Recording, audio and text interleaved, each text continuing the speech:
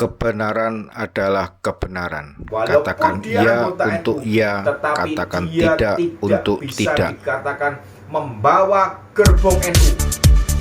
Dia bertindak atas nama pribadinya sendiri. Jangan sampai kita memilih seorang capres dan cawapres untuk memuaskan nafsunya, untuk memuaskan ambisinya. Kopi dan tos.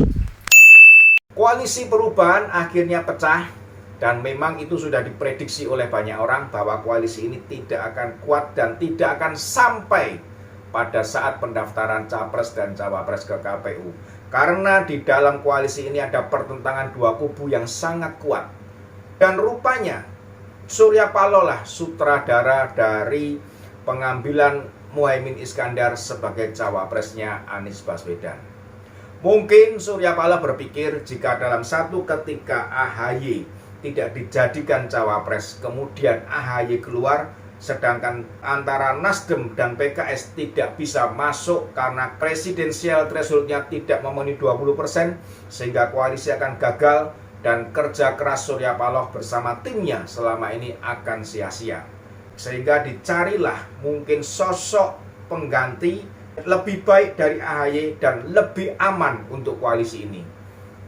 Dan dari kubu sebelah, di mana Muhaimin Iskandar yang sedang galau, Muhaimin Iskandar yang memang mengingini menjadi cawapres, tetapi sepertinya pamornya kalah dengan Golkar dan PAN yang baru bergabung ke dalam koalisi Indonesia Maju atau koalisi Kebangkitan Indonesia Raya pada awalnya.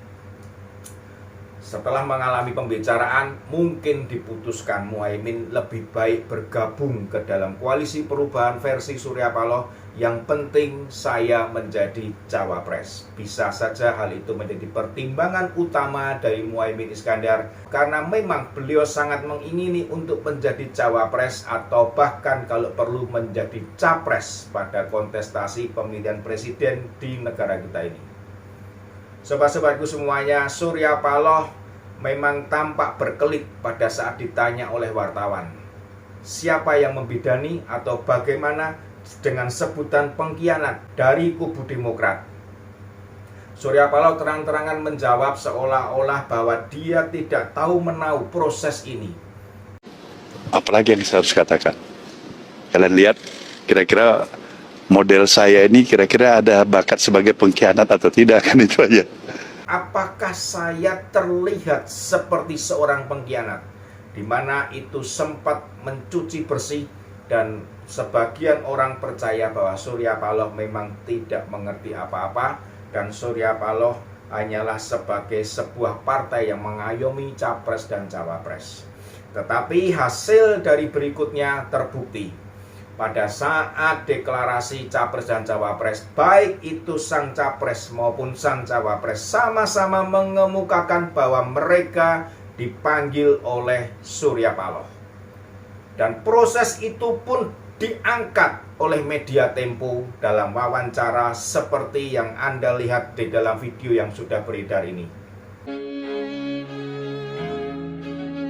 3 hari yang lalu dari Jumat ini ya, atau Selasa malam itu ada pertemuan 5 orang antara Nasdem dan PKB. Jadi ada Surya Paloh, ada Ahmad Ali, kemudian ada Jazil, ada Caimin, dan ada Victor Laiskodat. Pertemuan ini terjadi di restoran Kayangan, Wisma Nusantara, Jakarta Pusat. Nah, di dalam pertemuan itu, menurut informasi seorang yang ikut di dalam pertemuan itu ya, Kang Pram, Caimin sudah membawa semacam draft gitu. Jadi draft itu intinya mengusulkan bahwa Caimin akan bergabung dengan koalisinya Anies dan akan menjadi cawapresnya Anies begitu. Dan malamnya kemudian Surya Paloh kembali ke Gondang Dia, ke DPP Nasdem, dan saat itulah Surya Paloh memanggil Anies dan Anies datang, dan di situ Surya Paloh menyampaikan Anies memang kemudian sepakat begitu, dan terjadilah berkoalisi dengan Muhaimin. Kita kan dapat informasi bahwa deklarasi itu akan terjadi Sabtu ini di Hotel Majapahit di Surabaya. Surya Paloh sudah menyiapkan 2 jet pribadi untuk rombongan Nasdem. Hostnya adalah PKB. Surya Paloh tampaknya memang pandai mengatur kata-kata, pandai mengatur strategi, dan terlebih lagi pandai mengatur emosi, pandai mengatur segala sesuatu sehingga berjalan. Tampaknya itu adalah sebuah kebenaran, walaupun itu sebetulnya bukanlah kebenaran yang benar. Karena dari video yang beredar, juga dari kata-kata Anies dan Muhaimin, Surya Paloh lah yang mengatur semuanya ini sehingga terjadi. Dan itu bisa kita maklumi, karena bagaimanapun juga Surya Paloh berkepentingan langsung terhadap adanya Capres dan Cawapres untuk membuat koalisi perubahan bisa ikut berlaga di dalam Pilpres tahun 2024. Yang menjadi masalah adalah apakah dengan bergabungnya Caimin ke dalam koalisi bentukan Surya Paloh ini akan betul-betul sesuai dengan harapan. Tentu yang diharapkan dari koalisi ini adalah kemenangan pada tahun 2024 dengan cara mampu merengkuh suara dari NU yang merupakan anggota terbesar dari parpol yang bernama Partai Kebangkitan Bangsa. PKB memang sebagian besar, bahkan bisa dikatakan hampir 100% anggotanya adalah warga NU, karena memang PKB lahir dari warga NU dan PKB lahir dan dibidani oleh almarhum Gus Dur yang merupakan seorang ulama yang sangat dihargai, sangat dihormati oleh seluruh warga NU. Pertentangan mulai timbul. Bahkan di dalam lingkungan warga NU sendiri pun mulai menunjukkan penolakannya.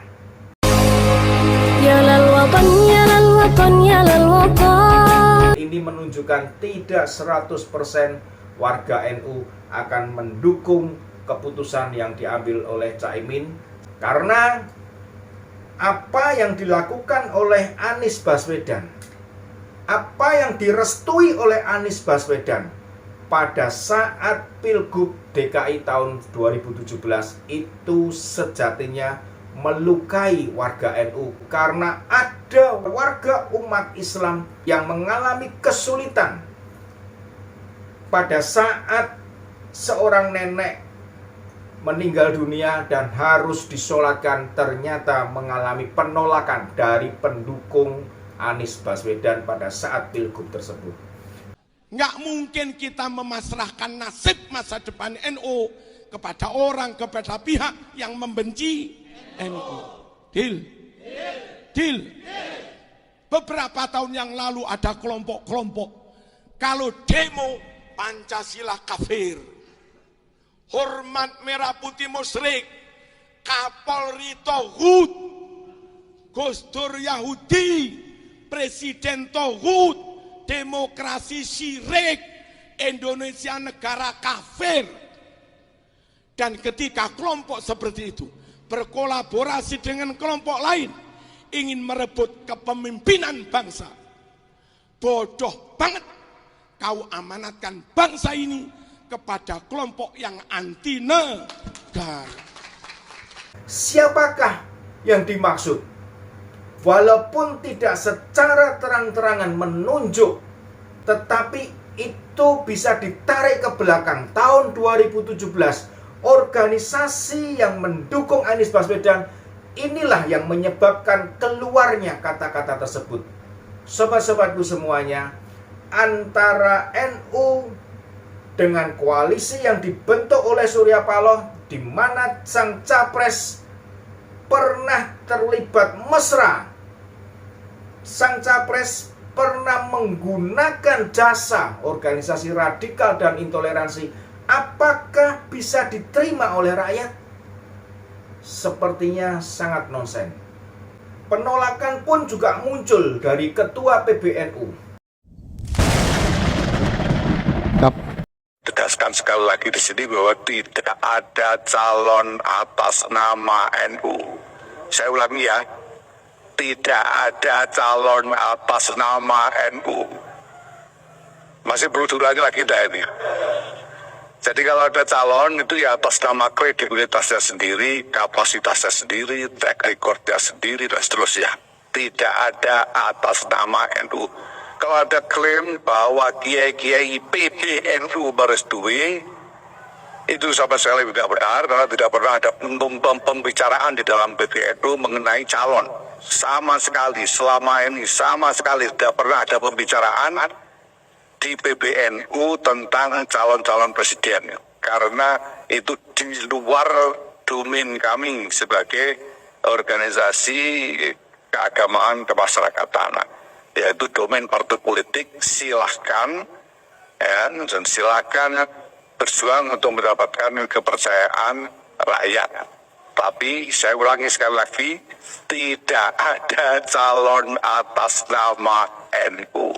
Organisasi keagamaan bukanlah organisasi politik yang mengutamakan trik, yang mengutamakan strategi, yang terkadang menghalalkan segala cara untuk melapangkan jalannya untuk mendapatkan kemenangan.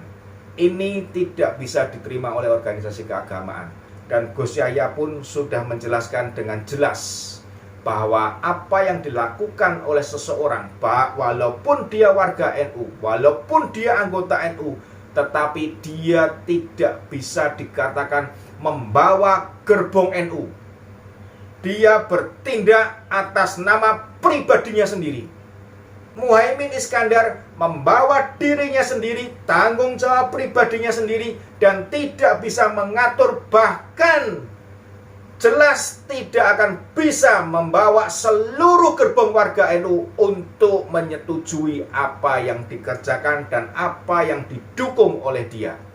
Sobat-sobatku semuanya, hati-hati. Pada saat Pilpres tahun 2024 nanti kita perlu jeli. Siapakah presiden yang akan kita pilih?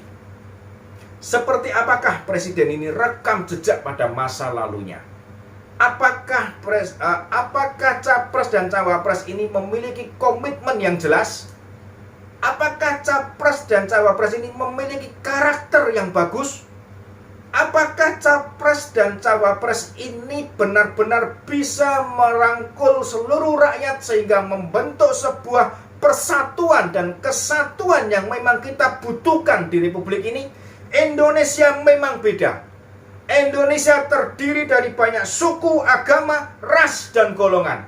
Tetapi Indonesia satu. Seluruh perbedaan bukan dijadikan pertentangan untuk melapangkan ambisinya, bukan dijadikan pertengkaran untuk memuaskan nafsunya, tetapi perbedaan yang ada itulah yang harus mempersatukan seluruh rakyat Indonesia. Jangan sampai kita memilih seorang capres dan cawapres yang pernah terlibat menggunakan jasa organisasi radikal dan intoleransi untuk memuaskan nafsunya, untuk memuaskan ambisinya, untuk memenangkan sebuah proses elektoral di negara ini. Jangan pilih capres dan cawapres yang sudah pernah terbukti melakukan sebuah perbuatan yang melanggar hak asasi manusia. Pilihlah presiden yang memiliki tujuan, memiliki visi dan misi yang jelas bahwa Indonesia harus maju, Indonesia harus sejahtera, Indonesia tidak bisa dipecah, Indonesia berideologi Pancasila. Salam Obidantos.